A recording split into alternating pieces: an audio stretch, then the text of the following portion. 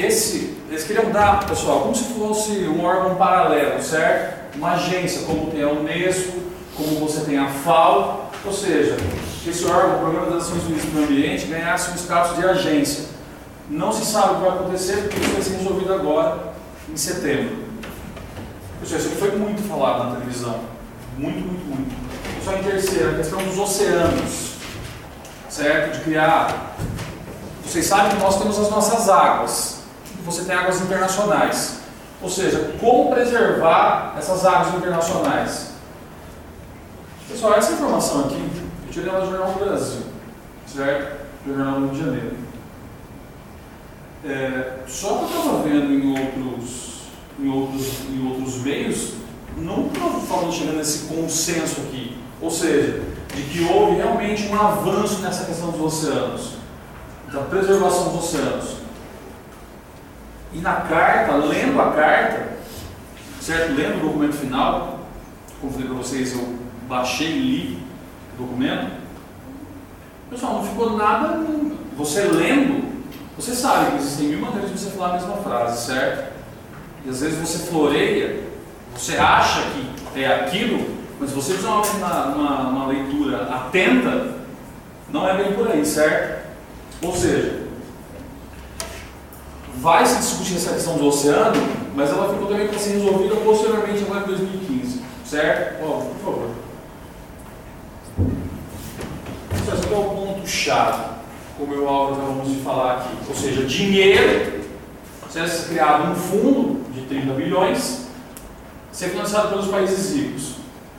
Pessoal, isso aqui não vai avançar nada. Por quê? Por causa da questão da crise agora no momento, certo? E o último, pessoal, o objetivo do desenvolvimento sustentável. Vai ser definido os objetivos, mas o pessoal vai começar a se inscrever agora ano que vem, para daí em 2015 ser colocado em prática. Eu acho que com isso aqui, pessoal, isso aqui é melhor do que qualquer avaliação feita por mim, pelo Álvaro ou pelo Paulinho. Eu acho que dá para vocês terem uma noção, com esse documento final aqui, certo? Eu extraí somente alguns pontos só, mas o que é o principal, do que foi a V+20. Ou seja, dá para você sair com o mesmo sentimento das delegações que vieram para cá. Ou seja, uma frustração gigantesca. De que, de fato, nada aconteceu. E você nota, por exemplo, a Angela Merkel não veio aqui, certo? Mas ela estava na Europa torcendo pela Alemanha. Faz uma foto no jornal, ela gritando, não louca assim. Vocês sabem que o Obama não veio aqui. E isso acabou fazendo com que os Estados Unidos, os próprios meios de comunicação estadunidenses, não dessem o quê? Muita divulgação para isso aqui. Certo? Bom. Por favor. Só essas questões do centro das discussões aqui seriam, na verdade, assim, os itens mais polêmicos e a posição dos países que participaram. Assumir compromissos com metas e prazos.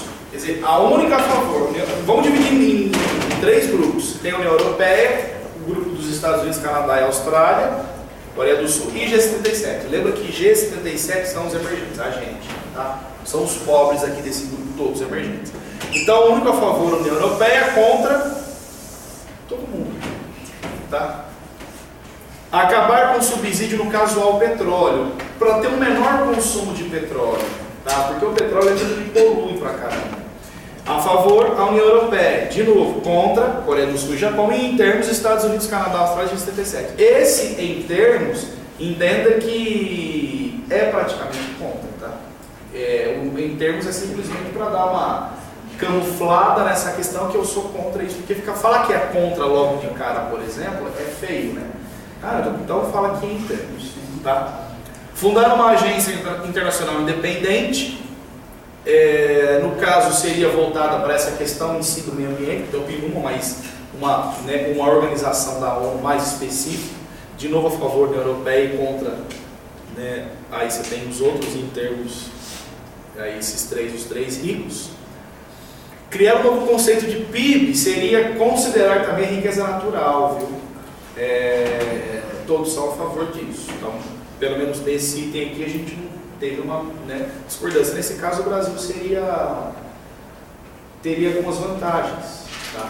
Porque não é, esse conceito de PIB também não é só uma questão ambiental, é uma questão da própria população em si, da felicidade até com os Eu estava lembrando ontem, óbvio, quando a gente estava montando isso aqui, que a ONU quer criar um novo critério para se definir o que é ser país rico. E a felicidade é um deles. Eu estava falando óbvio, então o povo do Butão vai ser o povo mais feliz do mundo.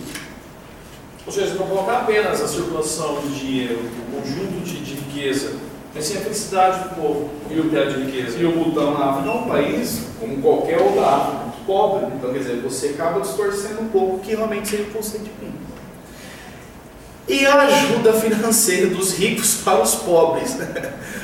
É claro que os caras a favor são os pobres, não tenho dúvida disso, né? E todos os outros contra, em termos, mas contra como a gente foi mesmo declarado.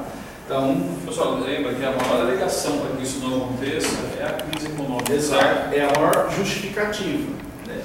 Que seria uma saída meio, né, oficial, meio aí para... Senhores, digamos que vocês devem escrever sobre esse assunto. E se vocês pararem para analisar o que nós falamos até agora, dá para vocês sentirem um sentimento de muita frustração, certo? Você fala, pô, mas não foi feito nada na prática. O que vai ser feito na prática, depois de muito ter esmiuçado o assunto durante essas últimas semanas? O que se avançou no 92? Você pode colocar que é positivo.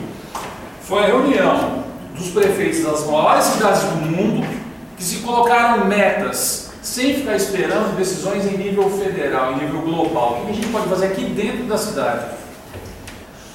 As maiores cidades do mundo acordaram o seguinte: pessoal, primeiro, reduzir os gases que provocam efeito estufa, certo? Pessoal, reduzir em 25%, tanto nos transportes quanto na construção civil.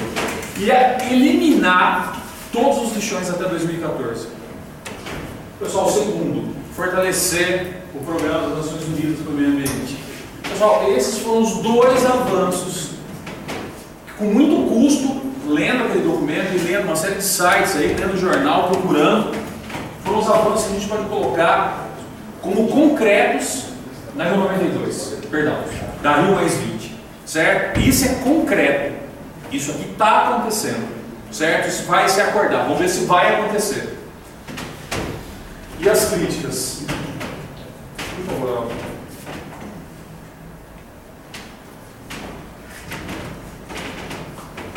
Galera, a gente precisava ter colocado esse slide aqui. Qual vocês acham as críticas? Se discutiu mais uma vez e não se chegou? Na prática, o que era para ser decidido pelas nações não foi decidido. Ficarem mal com isso. Em sala de aula, muitas vezes vocês lidam mal com isso. E vocês invadem os direitos dos outros. E vocês acabam se agredindo. O meu filho, como ele não tem noção do que é isso, ele é amoral. Assim como um senhor que tem Alzheimer, ele também é amoral, porque ele perdeu a capacidade de discernir. Eu quero, eu posso, eu devo. Tem coisa que eu quero, mas eu não devo. Tem coisa que eu quero, mas eu não posso. Tem coisa que eu posso, mas eu não quero. Tem coisa que eu posso, mas eu não devo. É difícil lidar com isso, não é, moçada? É. Só que a gente sabe que muitas vezes tem coisa que a gente pode, mas a gente não deve, mas você não faz. Tem muita coisa que a gente deve, mas a gente não quer, e aí a gente não faz, e a gente errou de novo. Nós saímos da moralidade e nós caímos na imoralidade. Esse é o grande problema de quando se discute desenvolvimento sustentável, moçada. É por isso que nunca dá nada certo. Porque a ética que é permeada por essas três palavrinhas aqui, ela joga a gente com uma palavra maior que é moralidade, e o problema é que a moralidade, ela sempre é mais fácil dentro da imoralidade. Eu vou dar um exemplo fácil de várias coisas que vocês ouviram até agora aí. gasta-se 4 bilhões de dólares por ano para se cuidar da saúde dentro do Brasil. O Brasil gastaria 1 bilhão de dólares se ele cuidasse do saneamento básico. Tá. Não é melhor gastar 1 bilhão? Melhor. O problema é que eu gastar 1 bilhão de dólares, eu vou estar fazendo um serviço que está embaixo da terra. Mas ninguém vai ver. Rodrigo Agostinho, ele foi meu aluno em 94, 95 mais ou menos. Quando eu conheci o Rodrigo Agostinho, ele era um integrante muito fervoroso do Vidágua. E ele, assim como eu era quando eu dava aula para ele, era um puta de um idealista. Ele está no governo. Mudou alguma coisa em relação a saneamento básico? Não. Mas ele é do Vidágua. Nem sei se ele continua sendo. Mas não mudou. Quer dizer, quando eu conheci o Rodrigo Agostinho ainda como aluno, ele queria mudar o mundo.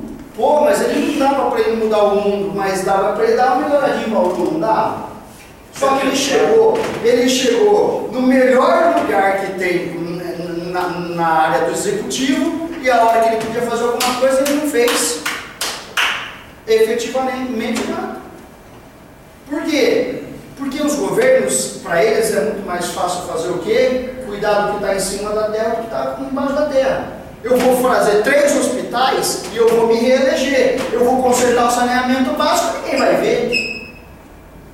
Alguém vai fazer algo. Vocês por acaso vão se interessar em ver a inauguração de um saneamento básico? Não, ninguém vai ver. Agora o hospital vai lá, faz festa, banda, não sei o que, já coloca as popozudas preparadas e vamos lá. E aí todo mundo vai ver. Agora embaixo da terra ninguém vai querer ver. Esse que é o problema. Problema de emprego. Por que todo mundo faz esse puta êxodo rural e vem aqui para a cidade? Não era muito mais interessante fazer um trabalho de biotecnologia e segurar todo esse pessoal que vem para dentro da cidade, dar preparação tecnológica para eles melhorarem a condição deles no campo? Muito melhor. Só que aí entra tem que pedir desenvolvimento estrangeiro, né? Não, e outro. Vai lá. Então esse é o problema.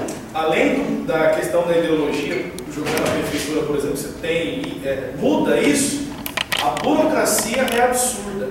Aconteceu em Bauru, faz um mês. Bauru vai ter os Jogos Abertos em setembro, outubro. Tem uma modalidade de luta que exige um ringue específico. Bauru comprou esse ringue absurdamente caro, veio a confederação e falou assim, não é esse. Não é. Agora vai fazer o que com esse ringue? Eu falo assim, o quê? E vai ter que comprar o outro. Agora, como se fosse um cara de uma empresa qualquer, ela vai embora na hora.